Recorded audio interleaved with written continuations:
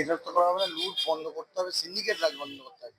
সেই মুহূর্তে জায়গায় দাঁড়িয়ে আপনি কি বলতে চাইছেন? এখানে রাজেন্দ্রনাথ শাহ ডাকনাম হচ্ছে সুমো।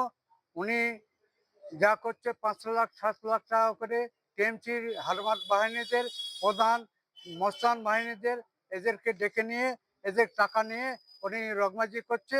সাধারণ লোকের ঘেরি ঘেরি সাধারণ লোক, গরিব মানুষ 5 বিঘে 10 বিঘে ঘেরি করছে। তাদের ঘেরিগুলোকে লুট করে তাদেরকে হটিয়ে দিয়ে তৃণমূলের লোককে বসিয়েছে এই রাজেন্দ্রনাথ শাহ সম, এইটা করছে। আমরা, পদে আছে ইনি? উনি হচ্ছে জেলার সহসভাপতি। হ্যাঁ, বলুন, বলুন।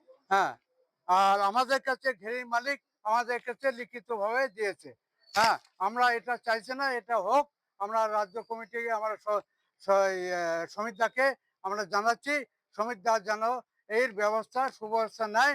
নাহলে সাধারণ লোক ঘেরি যারা করছে, গরিব মানুষ, তারা সোনা গয়না বিক্রি করে ঘেরি করছে, এগুলোকে তারা ভিখারি হয়ে যাবে। এগুলোকে বন্ধ করুক।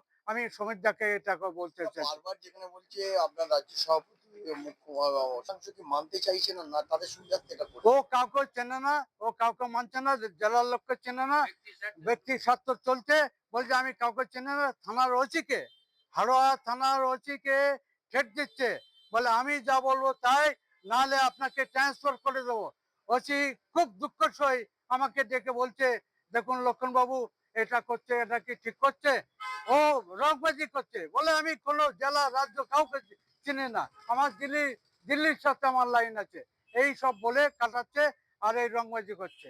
আপনার নাম? আমার নাম লক্ষণ দাস। কি পদে আছেন? আমি হারোয়া ব্লক সভাপতি, সহসভাপতি। কতজনকে এরকম, কটা ঘেরিতে এরকম? উনি এখন ভেরি করেছে 20-25টা করেছে, আমাদের কাছে 12টা জমা পড়েছে।